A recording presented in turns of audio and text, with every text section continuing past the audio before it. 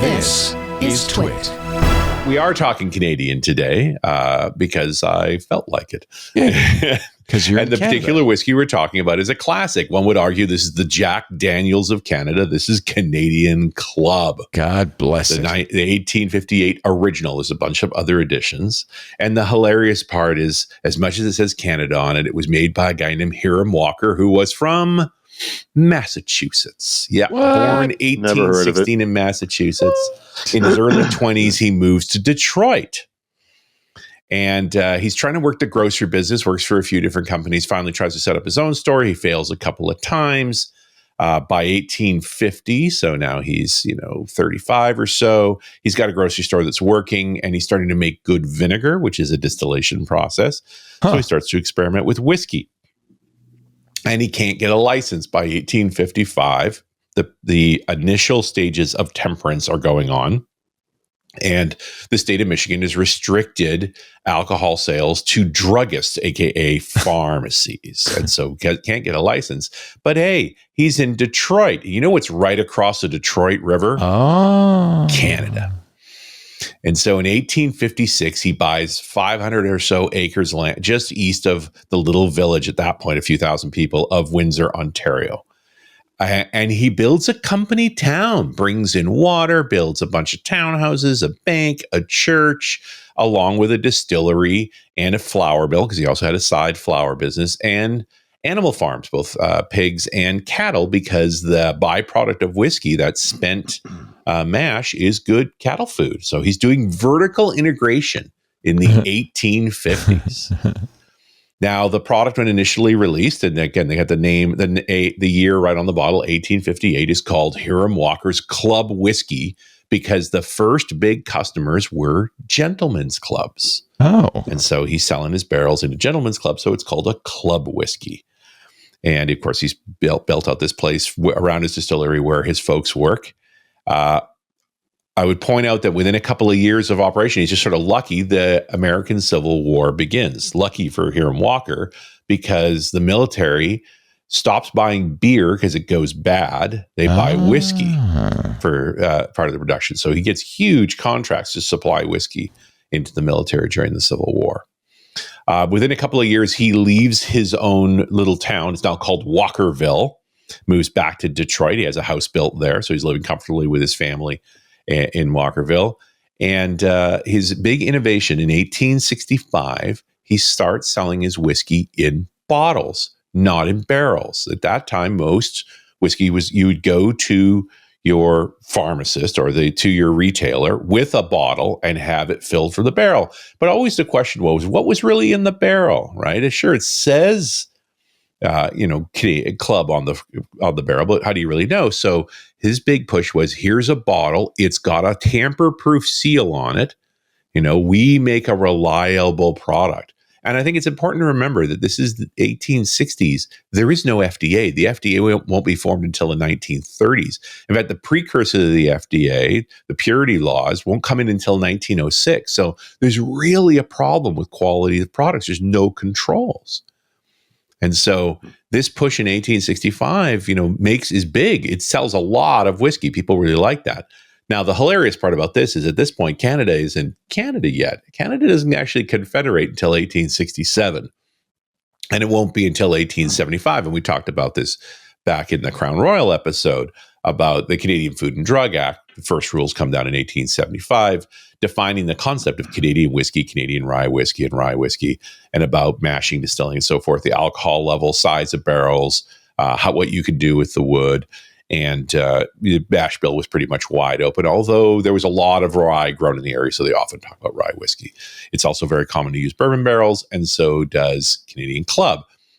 Also, the Canadian practices, and Hiram Walker was one of these, they do what they call multi-stream barreling, or multi-stream production, where they don't mix the grains. They don't make a mash bill.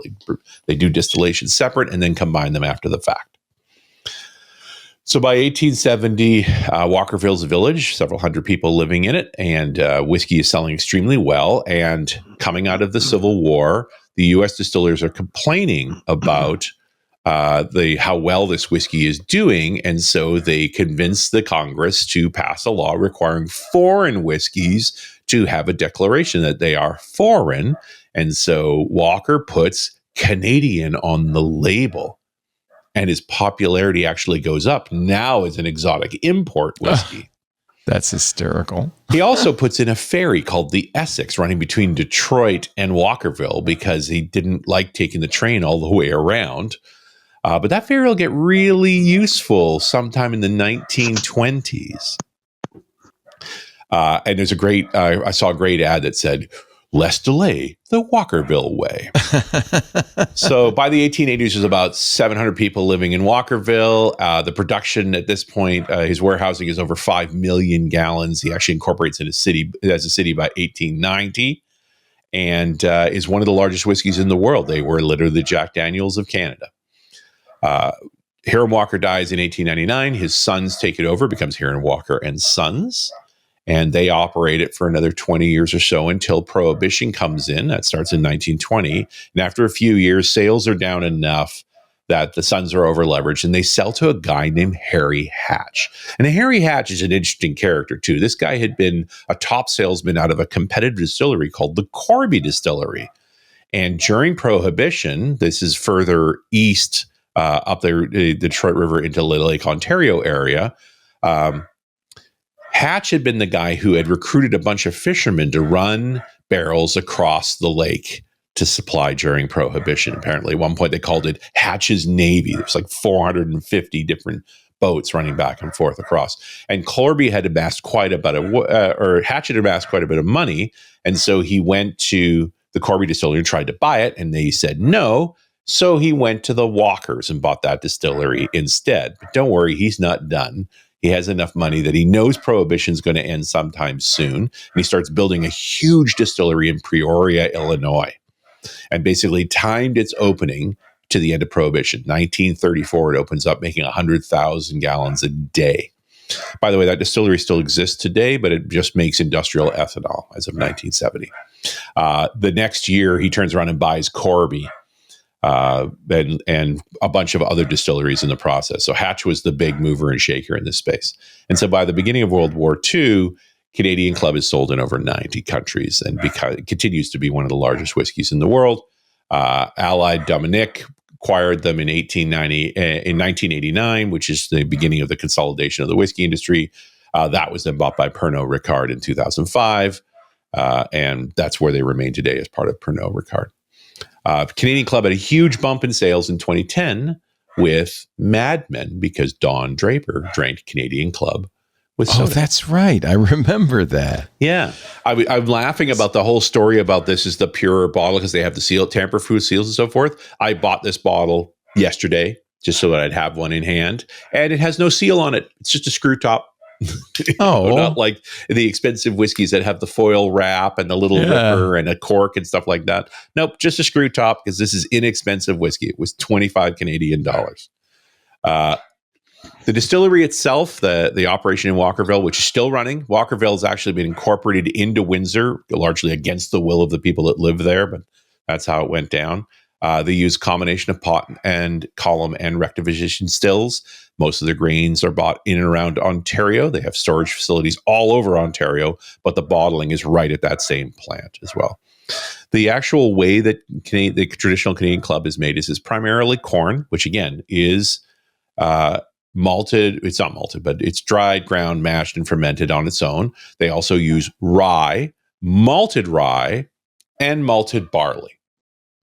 And each of those has a separate stream where they're malted, dried, ground, mashed, fermented. And only at the point of casking do they combine them into the production product. They do use American bourbon barrels because they're plentiful and inexpensive. And it's aged minimum of 3 years because that's the law. Some say it's up to 6, depends on what it is.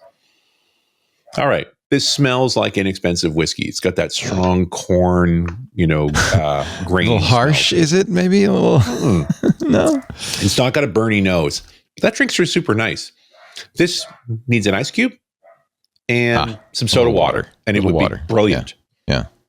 By the way, So I was trying to find, can you buy this in America, right? It's Canadian Club. And of course you can. It's like they sell far more in America than they do in Canada.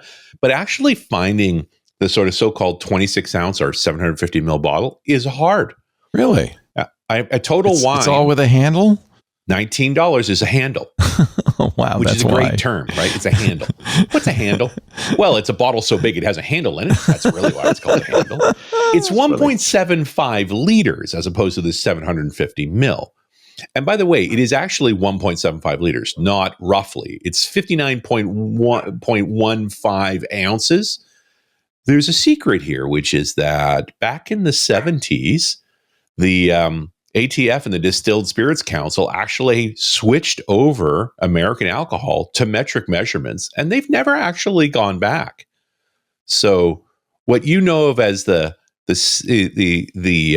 original 26 ounce bottle, which was never a 26 ounce bottle, it was a 25 3/5 ounce bottle, it was actually 757 milliliters, is now a 750 milliliter bottle, also known as a metric fifth, because it used to be a fifth of a gallon when it was 25.3 ounce.